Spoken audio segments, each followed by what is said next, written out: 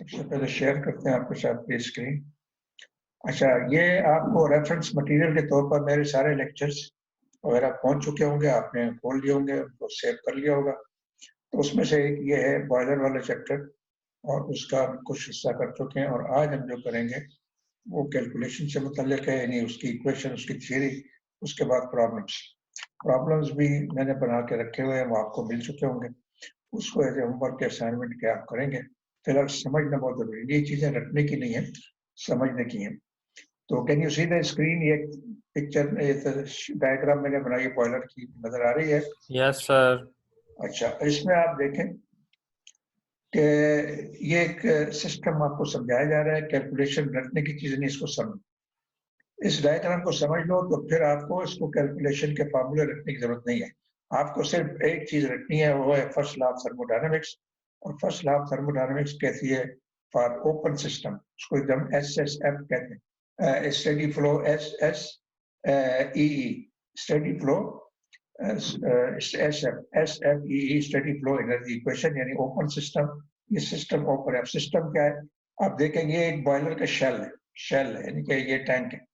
उसके अंदर एक ये ट्यूबों का बनना, ये जो जिगजैग ट्यूब दिखाई गई है, ये एस शक्ल की, ये एक्चुअली एक या दो ट्यूब में, तीन ट्यूब नहीं, ये हजारों हो सकते हैं।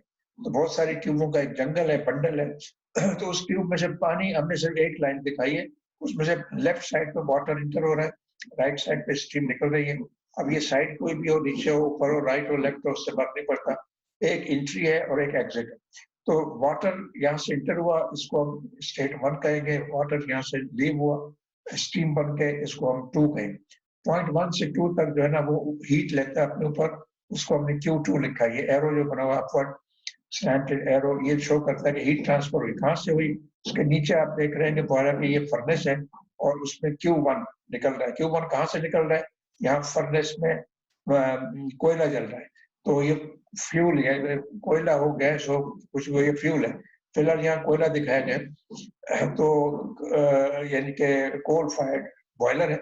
तो ये फ्यूल है, और ये जलने से जो हीट खारिज होती है, कंबशन प्रोसेस है, उसमें कार्बन, फ्यूल में जो कार्बन होता है वो ऑक्सीजन, हवा की ऑक्सीजन के साथ मिलकर कार्बन डाइऑक्साइड बनाता है। अगर कंप्लीट कंबशन हो, कंप्लीट ना हो तो कार्बन मोनोऑक्साइड बनाता है। कार्बन मोनोऑक्साइड हमें नहीं चाहिए, कार्बन डाइऑक्साइड बनेगा तो कंप्लीट कंबशन होगी और पूरी की पूरी हीट खारिज होगी। अब ये जो हीट खारिज होगी, ये उसका नंबर हमने, उसका नाम हमने Q1 रखा है। Q1 is the heat given by the fuel। तो ये कहाँ से आएगी? Q is equal to, Q1 is equal to MF multiplied by CV। बंद करो, म्यूट करो प्लीज। अच्छा, अब ये जो है MF, CR, please tell everybody to mute, give them message।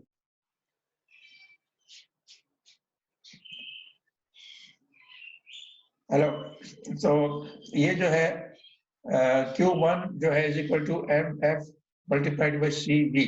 CV means calorific value of the fuel, यानी heating value भी कहते हैं उसको। HV या CV एक ही चीज है। तो 1 किलो फ्यूल के जलने से जो हीट खारिज होती है उसको हम CV कहते हैं, कैलोरीफिक वैल्यू कहते हैं। Multiplied by mass of the fuel, तो ये हो जाएगा heat liberated by the combustion process. So this is Q1। अब ये कहाँ खर्च हुई? Q2, Q3, Q4 यहाँ दिखाया गया। Q2 तो पानी को चला गया, उसकी स्टीम बन गई। तो स्टीम में जो हीट बनी वो Q2 है। Q2 की वैल्यू कहाँ से आएगी? Mass of steam multiplied by H2 minus H1, यानी स्टीम की एंथैल्पी माइनस वाटर की एंथैल्पी। तो स्टीम की एंथैल्पी अगर सुपर हीटेड है तो सुपर हीटेड टेबल से आएगी, और अगर सैचुरेटेड है तो सैचुरेटेड टेबल से आएगी। और अगर अनसैचुरेटेड है तो उसका भी एक फार्मूला है कि उसके लिए एक्स मालूम होना चाहिए, ड्राइनेस फ्रैक्शन मालूम है, तो वो भी फार्मूला है, is equal to HF plus X time HFG। तो ये तो स्टीम टेबल से आ जाएगी।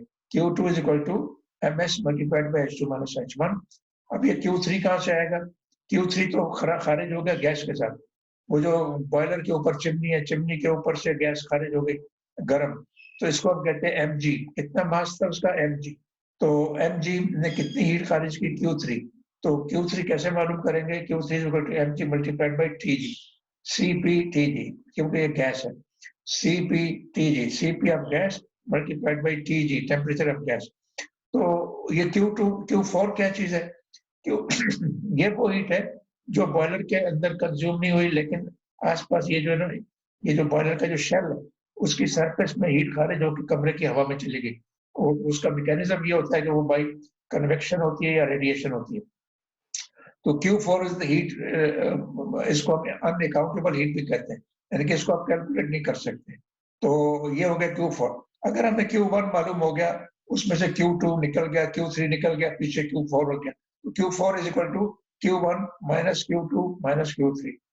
अब total Q1 is equal to Q2 plus Q3 plus Q4, उसमें से जो भी ये दो चीजें हम कैलकुलेशन से करते हैं, Q2 और Q3, Q1 भी कैलकुलेशन से आ जाएगी, फ्यूल की कैलकुलेशन, और ये Q4 जो है बाई यानी कि माइनस करने से, ये Q1 में से ये दो चीजें माइनस कर दो, you will get Q4। Q4 is called unaccountable heat loss. तो ये बस समझ लें। अगर आपने ये समझ लिया है तो इसका मतलब है कि आप कैलकुलेशन आपकी समझ में खुद ब खुद आ जाएगी, वरना कैलकुलेशन के फार्मूले रखने से आप कभी भी समझ नहीं पाएंगे। समझ गए भाई? हाँ ना का सर, जवाब, हाँ ना का एक्सक्यूज जवाब। मी सर। हाँ ये बोलो। सर ये Q3 जो आपने बताया, ये आपने कहा कि वेस्ट और एग्जॉस्ट है, लेकिन यहाँ पे तो इकोनोमाइजर नहीं लगा होता। ये वो आइडियल साइकिल पढ़ा रहे हैं आप। हाँ ठीक है, आपका सवाल सही है। ये मैंने एक सादा बॉयलर दिखाया है, सादा बॉयलर दिखाया, पहले इसको समझ लो। वो आगे ठीक है सर। ये आप इसको देखो, ये जरा पेचीदा नजर आ रही है, ये जरा उससे यस सर। पेचीदा है। ये रहा बॉयलर, वही चीजें हैं। यहाँ नंबर चेंज होगा, ये 2 है, 3 है, और 3 से निकल के ये है सुपर हीटर में। सुपर यानी स्टीम बनने के बावजूद आप मजीद ये इस गैस का, हम इस गैस को वेस्ट नहीं होने देते। अच्छा सवाल किया है, बर वक्त किया है। इसको आपने QG को वेस्ट नहीं होने देते हवा में। हम क्या करते हैं, उसकी हीट ज्यादा से ज्यादा निचोड़ते हैं, सारी की सारी हीट जितनी हो सकती है निचोड़ते हैं। वो कैसे निचोड़ते हैं? हम यहाँ एक सुपर हीटर, ये जो बाहर दिखाया गया है ये डिवाइस, ये अंदर ही है, ये बॉयलर के अंदर ही पाइप्स हैं, ये वाले लगे होंगे, ये भी एक पाइप्स हैं, ठीक है। तो यहाँ से ऊपर से स्टीम चली गई, लेकिन उसने इसके ऊपर से गैस हम ये गुजारेंगे। तो ये जो SUP सब, ये सुप, Q सुप है, दिस इज सुपर हीटर में हीट उसने ले ली स्टीम ने, QG ने दे दी। अब QG ने के अंदर मजीद हीट मौजूद है, उसको भी हम मजीद निकालेंगे, उसमें से निचोड़ेंगे। जिस तरह हम दूध में से दही बनाते हैं, दही में से जनाब लस्सी बनाते हैं, लस्सी में से मक्खन भी निचोड़ते हैं। उसके बाद जो है ना, अगर कोई पानी शानी बचता है तो उसको फेंक देते हैं। तो ये हम इसको, गैस है, गैस में हीट है, हीट जितनी निचोड़ सकते हैं निचोड़ेंगे उसमें। तो पहले तो उसने स्टीम बना ली बॉयलर के अंदर, वो है QS कहलाएगा। Q heat absorbed by heat used by for making steam, और ये जो Q sup है, heat consumed in the superheater to raise the temperature of saturated steam। उसके बाद इस गैस में अब भी हीट मौजूद है, ये तकरीबन 350-400 डिग्री की गैस होती है।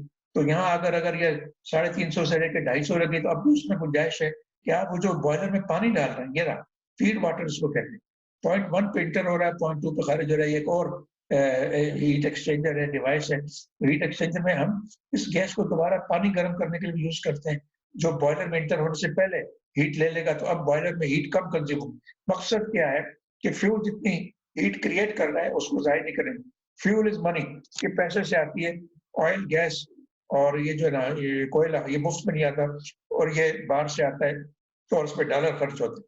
तो इसको ज्यादा से ज्यादा निचोड़ के खारिज करना है इस गैस को। तो ये गैस पर आके तीसरी जगह पे ये 3 डिवाइस हैं, सुपर हीटर, इकोनोमाइजर और प्री हीटर। ये तीनों चीजें बॉयलर के अंदर ही होती हैं मुख्तलिफ जगहों। तो ये अगर किसी बॉयलर का कट हुए व्यू देखेंगे, जो मैंने उसकी भी फोटोज भी मैंने आपको दी है। आप मटेरियल, मेरे पास तो टाइम नहीं, आप अपना वो जो रेफरेंस मटेरियल उसमें चेक कर लें, बॉयलर्स की कुछ पिक्चर दी है मैंने। तो ये सारी चीजें उसके अंदर आपको नजर आएंगी। तो अब उसमें जो एयर हम इंटर कर रहे हैं फर्नेस में, वो भी तो ठंडी होती है। वो अगर फर्नेस में जाएगी तो उसको ठंडा कर देगी, इसमें वक्त जाया होगा। तो इसलिए हम एयर को भी प्री हीट करके भेजते हैं, तो इसको हम प्री हीटर कहते हैं। तो प्री हीटर जो है ना, एयर को हीट करता है उसी एग्जॉस्ट गैस की मदद से, और इकोनोमाइजर फीड वाटर को हीट करता है उसी एग्जॉस्ट गैस की मदद से, और सुपर हीटर जो है ना, स्टीम को मजीद गर्म करता है उसी वेस्ट गैस की वजह। उसके बाद आखिर में ये इतना बड़ा पाइप दिखाया गया, चिमनी है। आपने ईंटों के भट्टों में देखा होगा, चिमनी के ऊपर से कितना वो धुआं खारिज होता है। तो इसके लिए भी जो है ज़िगज़ैग टेक्नोलॉजी आ गई। ईंटों के भट्टे की बात कर रहा हूँ, बॉयलर की। तो बहरहाल उसको छोड़े, हमारा टॉपिक नहीं है। फिलहाल ये जो है ना, ये हीट हम आखिर में जो बच गई, हमारी मजबूरी, हम उसको ज़ाया कर दें, हवा में जा रही। ठीक है? तो ये आपका सवाल सही था, मुझे यहीं आना था उसके बाद। तो अब आप दोबारा उधर आएंगे। इस तरह का जब बॉयलर हो जिसमें सुपर हीटर, प्री हीटर कुछ नहीं है, उसका एनालिसिस बहुत सिंपल है कि Q1 is equal to mass of carbon multiplied by C. अब ये MC इसलिए लिखा है कि कोयले में वेस्ट मटेरियल भी होता है, उसको एश कहते हैं, और वाटर भी होता है, मॉइस्चर भी होती है। कोयला, लकड़ी कोई वो गीली भी होती है, लेकिन फिर भी जलती है और आग लगाती है, तो पानी का तो कोई काम नहीं उसमें। पानी स्टीम बन के उड़ जाता है, तो वो MC। उसमें सिर्फ कार्बन जो है ना जलने के काम आता है, पानी तो जलता नहीं है। तो इसलिए हम ये करते हैं कि MC निकालते हैं उसमें से, वो यानी कि कोल के वजन में से पानी का वजन परसेंटेज के तौर पर दिया जाता है कि उसमें 1%, 2% पानी था और 3% या 5% ऐश थी। तो अब उसमें से ऐश परसेंटेज करके मास ऑफ फ्यूल में से निकाल कर मास ऑफ कार्बन से मल्टीप्लाई करते हैं CV को, क्योंकि CV का ताल्लुक कार्बन से है, ना कि फजूल चीजों से। अब दूसरा जो QS है, Q2 जो है वो स्टीम बनाने का काम है, जिसको आप QS भी कह लें, हमने Q2 लिखा है। तो MS multiplied by H2 minus H1, ऊपर डायग्राम देखेंगे तो समझ में आएगा, बता चुका हूँ। अब ये गैस कितनी लेके खारिज हो रही है, Q3 बॉयलर से निकल रही है। तो अगर ये हीट कितनी है और ये बॉयलर को कितनी जा रही है, बॉयलर के बाद अगर सुपर हीटर तो कितनी जाएगी। अभी हम हवा में खारिज कर रहे हैं Q3, तो mass of gas mg multiplied by CP of G 1.3 या समथिंग होगा, 1.002 होगा, समथिंग लाइक दैट। और प्योर हवा का CP होता है 1.005। तो TG माइनस TF, तो ये सिंपल फार्मूला है, kilo joules per hour rate. अब देखें ये जो फ्लो रेट है, ये SI सिस्टम का मिक्स, प्योर SI सिस्टम नहीं है, किलो जूल्स पर सेकंड होता है प्योर SI। चूंकि वो बहुत कम होता है, लिहाजा हम इसको 3600 से मल्टीप्लाई करके आवर में कन्वर्ट करते हैं, तो किलो जूल्स पर आवर है। क्योंकि mass flow of the carbon जो है ना वो पर आवर होता है, स्टीम जनरेशन पर आवर होता है, इसलिए सारे सब चीजों के जवाब आएगा per hour, kilo joules per hour. तो वैसे ऐसा सिस्टम में पर सेकंड होता है, तो आप इसको पर आवर में करेंगे। उसके बाद Q4 is equal to Q1 minus Q2 Q3, ये बता चुका हूँ। Q4 वो जो अनअकाउंटेबल हीट है, it is wasted to air, room air by convection radiation. जिस तरह आपकी गाड़ी का इंजन है, गाड़ी के इंजन में कितना गर्म होता है, आप हाथ नहीं लगा सकते, जल जाएंगे। कभी गलती नहीं करना, गाड़ी का इंजन या मोटरसाइकिल का इंजन चल चुका, अब आप वो चल रहा है, तो उसकी हीट कितनी, यानी कि फ्यूल तो जलता है, फ्यूल जलता है तो पावर बनाने में 30% हीट खारिज होती है, यूज होती है, बाकी यानी कि 60-70% हीट जाया हो जाती है एयर कूल्ड इंजन में। वाटर कूल्ड इंजन में यही हीट रेडिएटर लेता है, और रेडिएटर भी अल्टीमेटली हवा में रेडिएटर में खारिज कर देता है। तो हमारी हीट जो है ना 25 to 30% हम यूज करते हैं एक्चुअल पावर प्रोड्यूस करने में, जो इंजन की बात कर रहा हूँ, तो बाकी जाया हो जाती है। तो इसी तरह यहाँ भी सारी हीट जो है ना स्टीम बनाने के काम नहीं आती, लिहाजा हम उसको ज्यादा से ज्यादा निचोड़ के खारिज करते हैं। गाड़ी में तो मजबूरी है, उसको हम कहीं दोबारा रीयूज नहीं कर सकते। अच्छा, अब आप उसमें भी कुछ गाड़ियों में रीयूज भी करते हैं। वो जो बड़ी गाड़ियां होती हैं, पजेरो टाइप की और जो लैंड क्रूजर टाइप की, उसमें आपको पता है कि वो क्या लगा होता बस है। सर्दियों में कर सकते हैं हीटर के तौर पे ना, हीटर यूज होता है, फिर वो हीट। मैं वही बात कर रहा हूँ, गाड़ियों में वो होता है, उसको क्या कहते हैं, टर्बो चार्जर, ठीक है ना। टर्बो चार्जर उसी को कहते हैं, चाहे सर्दी हो गर्मी, अगर आउटसाइड एयर को, जिस तरह यहाँ प्री हीटर बॉयलर में लगाते हैं, वो टर्बो चार्जर का काम प्री हीट करना है एयर को और कंप्रेस करना है। बॉयलर यानी कि इंजन को कंप्रेस नहीं, इंजन कंप्रेसर के जरिए वो एयर नहीं ले सक करता, वो खुद ब खुद वैक्यूम की वजह से सक करता है, इंजन में जो सक्शन स्ट्रोक होता है। लेकिन अगर आप उसको कंप्रेस करके भेजें तो ज्यादा एयर लेगा, पर तो ज्यादा एयर लेने का मतलब है पहाड़ी इलाके में जहाँ इंजन को ज्यादा हवा की जरूरत है, ऑक्सीजन की जरूरत होती है, वो कंप्रेस करके देगा, तो उसलिए टर्बो चार्जर लगा दिया, समझ गया। और टर्बो चार्जर हम चलाते हैं एग्जॉस्ट गैस से, और एग्जॉस्ट गैस की वो हीट भी वो प्रोवाइड करता है उसको सक्शन गैस को, यानी कि जो कार्बोरेटर में जो गैस एयर जाती है उसको गर्म करके भेजता है। सर्दियों में भी ये फिर इंजन स्टार्ट होने में आसानी होती है। अब मास of carbon taking part in, अच्छा ये कौन बोला था, ये बहुत बहुत अच्छा लड़का है, क्या नाम है आपका? सर मोहम्मद अमीन रशीद नाम है मेरा। हाँ, आप डिप्लोमा इंजीनियर तो नहीं है? जी सर, मैं डिप्लोमा किया और मैंने विजिट भी किया था एक जगह पे बॉयलर पे, इस वजह से मुझे इंटरेस्ट है हाँ, थर्मल। समझ में आ गई, समझ में आ गई, आपको नॉलेज है तो ये अच्छी बात। हाँ, आप अब स्टूडेंट जिन्होंने नहीं पढ़ा ये चीज, वो सबक ले से कि एक डिप्लोमा इंजीनियर आपसे आगे जा रहा है, आप इंटर पास हैं, डिप्लोमा इंजीनियर से ज्यादा क्वालिफाइड, आप अब स्टडी करें और मेहनत करें। ठीक है भाई। मोस्टली डिप्लोमा होल्डर हैं इधर क्लास में। अच्छा मोस्टली है, माय गॉड, अब तो ये तो प्रॉब्लम हो जाएगा। हुकूमत की तरफ से, पाकिस्तान यूनियन काउंसिल की तरफ से 1 या 2% से ज्यादा अलाउ नहीं। सर इस मोस्टली। बार हो गया था, इक्वल हो गया था, यूयूटी लाहौर ने और काफी सारी यूनिवर्सिटीज ने इक्वल किया ओपन मेरिट पे, जिसका नंबर आ गया वो ले ले एडमिशन। अच्छा, आपके पास कोई डॉक्यूमेंट है, गवर्नमेंट का कोई लॉ है? सर वो जी नोटिफिकेशन था, यूयूटी ने अपने ऑफिशियल पेज पे दिया था। अच्छा, मेरे पास नहीं यार, आप मुझे ईमेल कर दें अगर कहीं से मिले। ठीक हमें तो है सर, हमें तो इंशाल्लाह। उन्होंने 2018 में 17 में नोटिस दिया था। हाँ 16 इसमें मेरे ख्याल में 16 के भेज में हमारे पास बहुत से डिप्लोमा इंजीनियर थे और 60 स्टूडेंट थे। उनको तो हमें नोटिस मिल गया। फिर उसको हमें 2017 में, आप देखें हमारे बहुत कम स्टूडेंट, 17 स्टूडेंट थे। 2018 में भी 18-20 स्टूडेंट थे। अभी आपके बैच में कितने हैं? 20-22 हैं, इसलिए ज्यादा है। यस और सर। हमारे पास तो वो जो है इंटर साइंस वाले स्टूडेंट ही नहीं मिलते। तो अब मसला ये है कि डिप्लोमा की वजह से हमारा कॉलेज चल रहा है। तो डिप्लोमा, जब एक तरफ आप कहते हैं कि diploma is equal to inter science, फिर तो एडमिशन भी फ्री होना चाहिए। लेकिन पाकिस्तान यूनियन काउंसिल नहीं मानती, बड़ी गड़बड़ करती है। लोग पिछले, अभी नहीं, हमारे जमाने में हम स्टूडेंट थे, उस वक्त पाकिस्तान भर के डिप्लोमा इंजीनियर ने हड़ताल की थी कि हमें भी पाकिस्तान यूनियन काउंसिल में रजिस्टर किया जाए। वो नहीं कर रहे थे। तो आखिर में कानून बना के चलो रजिस्टर कर लेंगे, लेकिन वो पीई नहीं लिख सकेंगे अपने, वो पीई नहीं होंगे, बस पीआर होंगे, रजिस्टर्ड इंजीनियर। सर एक अभी भी केस ही, अभी भी प्रोफेशनल। एक लड़का है उसने केस जीता है सुप्रीम कोर्ट में, उस वजह से हुआ है। और यार सुप्रीम कोर्ट को नहीं मानती ना, वो उसने चैलेंज किया था उसको। तो इंजीनियरिंग काउंसिल नहीं मानती। असल अथॉरिटी सुप्रीम काउंसिल है, सुप्रीम कोर्ट भी नहीं है। ये जो इंजीनियरिंग काउंसिल है, Supreme Court is not authority. Supreme Court खामखा पंगा करती है, कभी सियासतदान को नाअहल करार दे दिया, तो किसी इंजीनियर को नाअहल करार दे दिया, किसी पायलट को नाअहल करार दे दिया। उनका क्या काम है? ये प्रोफेशनल लोग करते हैं, प्रोफेशनल इदारे करते हैं। उनको क्या पता इंजीनियरिंग क्या होती है? वो थर्ड क्लासर होते हैं। आप तो इंटर पास करके आए हैं, साइंस पढ़ते हैं, फिजिक्स केमिस्ट्री मैथ पढ़ते हैं। उनको तो अली नहीं पता फिजिक्स केमिस्ट्री मैथ की। वो तो खाली आर्ट्स वाले होते हैं, थर्ड डिविजनर होते हैं, एलएलबी में दाखिला देते हैं, दिन को पान की दुकान पे पान बेचते हैं और रात को पार्ट टाइम एलएलबी कर लेते हैं। वो जाके आगे एडवोकेट, उसके बाद एडवोकेट से होते होते जज बन जाते हैं। ये सारे फ्रॉडी लोग हैं जज। और वो वहां जाओ तो बड़ा बड़ों की पगड़ी उछालते हैं, क्योंकि जज बन गए, 15 लाख तनख्वाह ले रहे हैं। किसी को हुकूमत से हटा दिया, किसी को हुकूमत में लगा दिया, किसी को जनाब पायलट से निकाल दिया, किसी को ओहदे से हटा दिया, किसी को डिमोट कर दिया। ये ऐसे लोग हैं। पाकिस्तान बड़ा गंद है। प्रोफेशनल लोग को कोई शख्स चैलेंज नहीं करता, सिर्फ प्रोफेशनल बॉडी चैलेंज कर सकती है पूरी दुनिया में। अमेरिका हो, बरतानिया हो, बड़े एडवांस कंट्री, वहाँ किसी इंजीनियर वो नहीं कर सकता भी तुम्हारी डिग्री वैलिड नहीं है। वो सिर्फ इंजीनियरिंग इदारा कर सकते हैं। अच्छा चलें जी। और दाखिले पे कोई पाबंदी नहीं, ना उम्र की कैद है, ना किसी और के बाद आपको फलां डिग्री मिल जाएगी। इम्तिहान लेते हैं, इम्तिहान में पास हो गए, चलो जी 10 जमातें पढ़ ली हैं, चाहे आर्ट्स का भी है। मैंने देखा कि वहाँ आर्ट्स के स्टूडेंट आगे इंजीनियर जाके बन जाते हैं, ऐसी कोई पाबंदी नहीं है। वो फिर मैथमेटिक्स पढ़ के इम्तिहान पास करता है, उसको एडमिशन मिल जाता है। यहाँ बड़े नखरे हैं। हाँ, समझ रहे मेरी बात? Yes sir. Yes sir. Yes sir. हाँ चले जी। बस ये सिस्टम बड़ा गंदा है।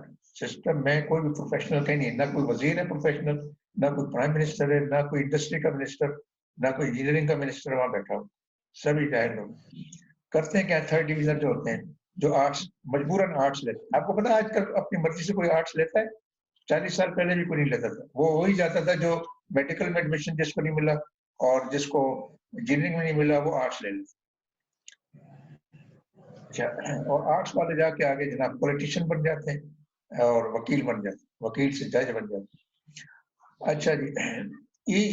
अगर आपको कोई इस तरह कड़ी दे, बोलो चुप कर, बोले बोल, मैं साइंस का स्टूडेंट हूँ, तू तो फेल ही हो गया था मैट्रिक में, इसलिए तुम इंजीनियर, वो जो ना वकील बन गए या जज बन गए। चलो जी। नाउ अच्छा, अब यही सिस्टम है सर। हाँ जी। सर अब सेमेस्टर वाइज भी सर जी यही सिस्टम है। और पहले कहा था सर जी कि 6 माह जो है वो हमें पढ़ाया जाएगा इंशाल्लाह। तो सर अब 2 मंथ के अंदर सब सिलेबस, सब टीचर सर सिलेबस कवर कर रहे हैं। तो सर अब इतनी मुश्किल हो रही है सर जी सब कुछ तैयार करने में कि समझ ही नहीं आ रही करें क्या। क्या कहे कि मुश्किल, भाई मुश्किल देखो, आसान चीज कोई नहीं होती और मुश्किल भी कोई नहीं जी होती। ये आपका रवैया है जो आपको आसान या मुश्किल बनाता है। अगर आप मेहनत करेंगे, जो कल चीज नहीं पड़ेगी आज पढ़ लेंगे, तो वो जो मुश्किल थी, जो नहीं पड़ी थी, तो जाहिर है मुश्किल थी। पढ़ा ही नहीं था तो कहाँ से आसान होगा? जब आपने पढ़ लिया तो नहीं आसान सर, होगा। कर रहे हैं सर, लेकिन वो जो है ना शॉर्ट टाइम की वजह से सर जी, वो जो है बर्डन ना सर जी ज्यादा बढ़ा जा रहा है, वो भाई देखिए, असाइनमेंट्स आपके पास टेस्ट। बात सुने, आप डिप्लोमा वाले बात कर रहे हैं ना, डिप्लोमा वाले के पास ज्यादा वक्त है, उसने तो ये चीजें पढ़ी हुई है किसी हद तक, ठीक है। और अगर थ्योरी नहीं पढ़ी है तो कम से कम मैथमेटिक्स नहीं पढ़ा है तो कवर करो। बहुत से लोग उर्दू मीडियम के होते हैं, मैं उर्दू मीडियम का था, इंटर साइंस में मैं फेल होते थे बच्चा। उर्दू में मैंने कराची में टॉप किया था, कराची बोर्ड में गोल्ड मेडलिस्ट हूँ मैट्रिक का। लेकिन मैंने उर्दू मीडियम से मैट्रिक किया था, तो इंटर साइंस में अंग्रेजी की अलिफ बे नहीं आती थी मुझे, कुछ समझ में नहीं आ रहा था हो क्या रहा है क्लास में, वो मुझे खुद ही कवर करना पड़ा। तो इसमें उनका कसूर तो नहीं है कि भाई तुम सिस्टम का कसूर है कि सिस्टम चेंज हो गया। अच्छा जी, अब वक्त खत्म हो रहा है, तो ये आप देख रहे हैं कि ये क्यूज इस तरह कैलकुलेट करते हैं फर्स्ट लॉ ऑफ थर्मोडायनामिक्स, ये उसकी एब्रिविएशन है, ये उसकी डायग्राम है। यहाँ ये सारी चीजें जरा मुख्तलिफ तरीके से, ये भी 5, 6, 8, 10 फार्मूले हैं और एक ही तरह के, ये आप पढ़ लें। तो इसको अगर हम टाइम मिला तो, क्योंकि 25 तारीख तक आपकी क्लास है, 25-24 तक, तो एक क्लास और होगी, एक या दो, और दूसरी शायद नहीं होगी। 25 फ्राइडे को आ रहा है, तो फिर नहीं होगी, वरना कल एक क्लास होगी, उसके बाद ये सारा कोर्स आप खत्म हो गया। बाकी सोल्व प्रॉब्लम मैंने आपको दिए, प्रॉब्लम सोल्व बॉयलर के, वो आप देख लें। और सर हमारे पास टाइम होगा, अगर आप कभी अरेंज करना चाहें कोई क्लास तो कर लिएगा, कोई ऐसा नहीं है, अगर आप आपके फ्री हो यस तो। सर जी, देख लेंगे, सर हम अवेलेबल है सर, आप जब भी लेक्चर आपकी रख दें, कोई मसला नहीं, नहीं है। आपकी डिमांड होगी देख लेंगे, लेकिन आपके लिए मैंने सारा तैयार कर लिया है, मटेरियल आपको दे दिया है। आप सारे ये खाली ये देखें, हीट बैलेंस, ये जो heat balance sheet formula, heat balance इसी को कहते हैं, Q1 Q2 Q4 वगैरह कैलकुलेट करें और अब उसके न्यूमेरिकल प्रॉब्लम करेंगे तो समझ में आ जाएगा। ये थ्योरी मैंने आपको समझा दी है। एक ये फाइल है मैंने आपको दे दी है, सोल्यूशन ऑफ प्रॉब्लम्स। ये सोल्यूशन ऑफ प्रॉब्लम्स वाली है, बॉयलर कैलकुलेशंस। ये आपकी ये एक और किताब है राइनर। आप ये याद रखें कि सज्जन एंड बोल्स प्रिस्क्राइब टेक्स्ट बुक है, और ईस्टपर मैकॉनकी है, इन दो, और वो जो शपीरो, इन तीनों में बॉयलर के बारे में एक लफ्ज भी नहीं है। आपको ये राइनर में मिलेगा, या मैंने ऑनकर सिंह, एक इंडियन आथर है, उसमें से आपको ना ऑनकर सिंह पढ़ना है, ना राइनर पढ़ना है, ना कोई और बुक पढ़नी है, सिर्फ मेरे लेक्चर हैं और आप ये पढ़े। ये लेक्चर आपके पास बुक से बेहतर है, क्योंकि बुक ही में 2-3 बुक्स मुख्तलिफ जगहों से पढ़ के और इंटरनेट से मटेरियल देख कर ये प्रॉब्लम्स मैंने क्रिएट किए, थ्योरी बनाई है, डायग्राम भी मेरी अपनी बनी हुई, तो ये आपकी समझ में आ जाए। ठीक है जी, ये प्रॉब्लम, इसमें सारी कहती है, सब कुछ किया हुआ है। आपको स्टीम टेबल यूज करना आना चाहिए और फर्स्ट लॉ ऑफ थर्मोडायनेमिक्स का एप्लीकेशन आना चाहिए।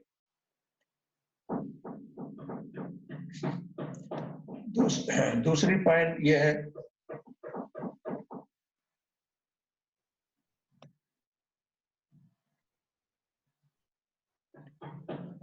बॉयलर, ये जो ना हीट बैलेंस, ये मैंने करा दिया आपको, ठीक है।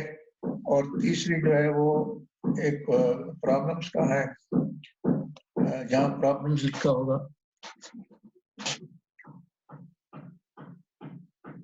चला गया,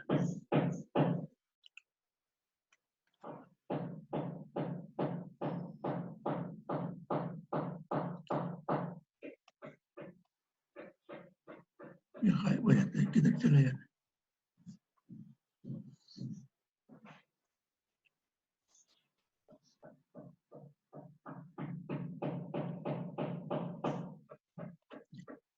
इसमें boiler solution problem, heat balance sheet formula, heat balance sheet problem, ये देख, ये प्रॉब्लम्स हैं, ये बड़ी तफसील से मैंने बनाए हैं, बड़ी मेहनत से।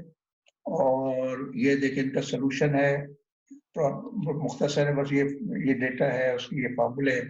और आपको हीट बैलेंस शीट में आपको यही जो क्यूज आपको बताएं कि हीट फ्यूल में कितनी निकली, उसमें स्टीम ने कितनी ली, स्टीम से निकल के, तो ये टाइम खत्म होने वाला है, मेरे ख्याल में खत्म तो नहीं होगा, आई डोंट नो। तो बहरहाल वार्निंग आई थी, तो ये आप देख रहे हैं ये। तो एक चीज ये पूछी जा सकती है, थर्मल एफिशिएंसी, उसका फार्मूला भी मैंने बता दिया है, और उसमें भी ये क्यूज आपके पास होंगे। और ये जो इक्विवेलेंट इवेपोरेशन का फार्मूला भी मैंने बता दिया है। तो ये खाली आपको क्यूज कैलकुलेट करने हैं और इन फार्मूलों में फिट करने हैं, you will get the answer. Hope कि आपको समझ में आ गया। अगर आपको जरूरत है एक्स्ट्रा क्लासेस की तो मुझे बता दीजिएगा, अदरवाइज आपका कोर्स मैंने मुकम्मल कर दिया। ठीक है जी,